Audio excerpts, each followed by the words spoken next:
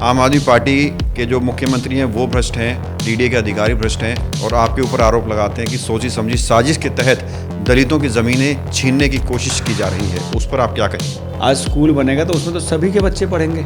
कोई ऐसा तो है नहीं कि जो आरोप लगा रहे हैं, किसी जाति वर्ग की बात कर रहे हैं, उनके बच्चे नहीं पढ़ेंगे। तो ये विकास के लिए खाली कराया जा रहा है। अगर मान लीजिए वहाँ पे डिस्पेंसरी आएगी या ओल्ड एज होम आएगा तो उसमें सभी वर्ग के लोग जाएंगे। उसमें ऐसा नहीं किसी जाति विशेष के लोगों को नहीं भेजा जाएगा। मैंने जी कोर्ट की आप बात कर रहे हैं कि वो लोग कोर्ट जा सकते हैं, लेकिन वो लोग यही कह रहे हैं कि कोर्ट के ऑर्डर थे उनके पास, स्टे लगाया हुआ था कोर्ट ने, बावजूद उसके कोर्ट के ऑर्डर्स की अवमानना की गई और ज़बरदस्ती अधिकारियों ने ज़मीन पर बुलडोजर चलाया।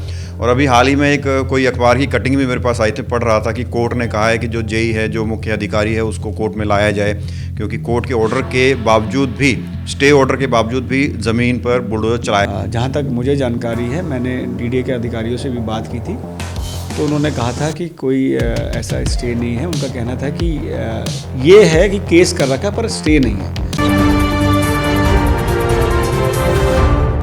नमस्कार, मैं हूं प्रवीण और आप देख रहे हैं हमारा खास कार्यक्रम बोलिए नेताजी। और आज हम पहुंचे हैं द्वारका विधानसभा से विधायक विनय मिश्रा के पास।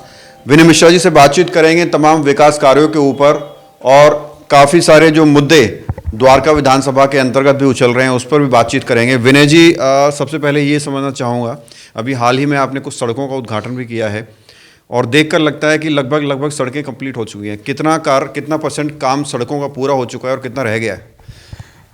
देखिए, अगर हम बात शुरू करते हैं डाबड़ी वार्ड से।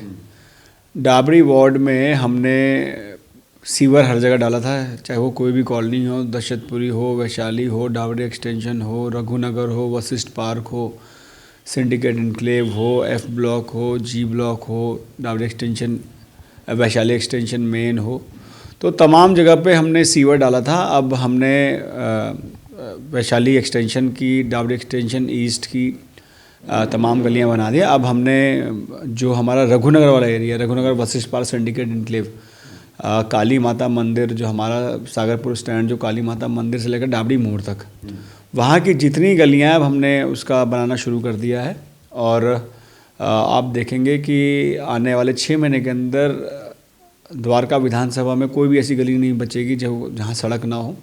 आज भी हमने गीतांजलि पार्क की गली नंबर 7 और 8 का उद्घाटन किया है, क्योंकि वहाँ जो है मेरे चुनाव जीतने के बाद हमने पानी की लाइन डाली थी, तो जिस वजह से पूरा रोड ख़राब हो गया था। तो हमने गीतांजलि पार्क की आज 7 और 8 नंबर गली का उद्घाटन किया है।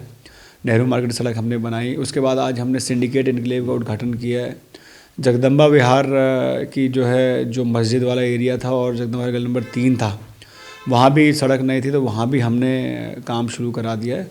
और अभी अगले हफ्ते आप देखेंगे मैं शिवपुरी की जो बची हुई गलियाँ हैं उनका उद्घाटन करने वाला हूँ। तो ऐसे तमाम हमने सड़कें सारी ले ली है। आपने देखा होगा अभी कुछ दिन पहले जो दुर्गा पार्क की जो कनेक्टिंग रोड है, जो डाबड़ी गांव से लेकर सोलंकी स्कूल तक जो रोड थी, जो विभिन्न कॉलोनियों को जोड़ती थी, उसको हमने बना दिया है। तो हमने तमाम सड़कें ले ली और मुझे लगता है कि 6 महीने के अंदर द्वारका विधानसभा की एक भी गली नहीं बचेगी जहाँ सड़क ना बनी हो। एक तरफ जहां आप विकास की बात करते हैं और विकास दिख भी रहा है, वहीं दूसरी ओर कुछ आरोप भी आपके ऊपर लगते हैं। अभी हाल ही में बुलडोजर चला था डीडीए का नसीरपुर की खसरा नंबर 393 की ज़मीनों पर। उसमें से ही एक परिवार कुछ लोग निकलकर सामने आते हैं। भीम आर्मी का वो सहयोग से एक बड़ा प्रोटेस्ट डीडीए दफ्तर के सामने करते हैं और वो ये कहते हैं कि आम आदमी पार्टी के जो मुख्यमंत्री हैं वो भ्रष्ट हैं, डीडीए के अधिकारी भ्रष्ट हैं और आपके ऊपर आरोप लगाते हैं कि सोची समझी साजिश के तहत दलितों की ज़मीनें छीनने की कोशिश की जा रही है। उस पर आप क्या कहेंगे? देखिए, 393 नंबर खसरा जो है डीडीए का है, डीडीए ने उस पर कार्रवाई की है। अगर आपको लगता है तो आप कोर्ट में कंप्लेन कीजिए, कोर्ट में जाइए। कोर्ट इस देश के न्यायपालिका आज भी मुझे लगता है कि जो है किसी बाहरी उससे बची हुई है और आज भी अब जहाँ वहाँ न्याय मिलेगा। और जहाँ तक आरोप प्रत्यारोप की बात है, तो आज मान लीजिए हमने जो जगह खाली करा के वहाँ स्कूल बना रहे हैं, आज स्कूल बनेगा तो उसमें तो सभी के बच्चे पढ़ेंगे। कोई ऐसा तो है नहीं कि जो आरोप लगा रहे हैं, किसी जाति वर्ग की बात कर रहे हैं, उनके बच्चे नहीं पढ़ेंगे।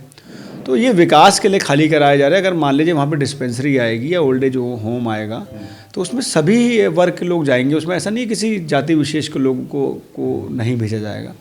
तो ये तो तमाम तरह के ये जो जिनका काम सरकारी ज़मीन पर कब्जा करके अपना खर्चा चलाने की आदत जिसको हो गई है तो उसको तो चुभेगा ही। अब वो आरोप प्रत्यारोप करते रहें, लेकिन मेरा ध्येय एक ही है कि द्वारका विधानसभा का संपूर्ण विकास हो। द्वारका विधानसभा में जब जगह द्वारका विधानसभा की है तो लोगों को उस जगह पे अस्पताल मिलना चाहिए, स्कूल मिलना चाहिए, डिस्पेंसरी मिलना चाहिए, ना कि वहाँ पे अवैध कब्जा होकर बिल्डिंग मटेरियल काम चले और आसपास के लोगों को प्रदूषण की ओर नहीं झोंक सकता मैं। मेरा काम लोगों को साफ़ हवा देना भी है, स्वच्छ हवा देना भी है।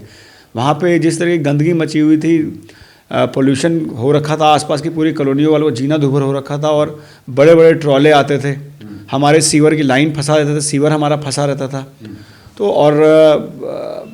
और असामाजिक तत्व वहाँ बैठते थे, लड़के बैठते थे जो रात को लोग जो जाते थे उनकी पिटाई कर देना, किसी को भी किसी से भी झगड़ा कर लेना। तो आप सोचिए वो किस तरह का माहौल वहाँ बना रखा था। आज कम से कम वहाँ गुंडागर्दी ख़त्म हुई है, लोगों को स्वच्छ हवा मिल रही है। तो वहाँ की जनता बताएगी कि क्या है। तो मुझे खुशी है कि आज लोग खुश हैं वहाँ पे। विनय जी, कोर्ट की आप बात कर रहे हैं कि वो लोग कोर्ट जा सकते हैं, लेकिन वो लोग यही कह रहे हैं कि कोर्ट के ऑर्डर थे, उनके पास स्टे लगाया हुआ था कोर्ट ने, बावजूद उसके कोर्ट के ऑर्डर्स की अवमानना की गई और ज़बरदस्ती अधिकारियों ने ज़मीन पर बुलडोजर चलाया। और अभी हाल ही में एक कोई अखबार की कटिंग भी मेरे पास आई थी, पढ़ रहा था कि कोर्ट ने कहा है कि जो जेई है, जो मुख्य अधिकारी है, उसको कोर्ट में लाया जाए, क्योंकि कोर्ट के ऑर्डर के बावजूद भी, स्टे ऑर्डर के बावजूद भी ज़मीन पर बुलडोजर चलाया गया है।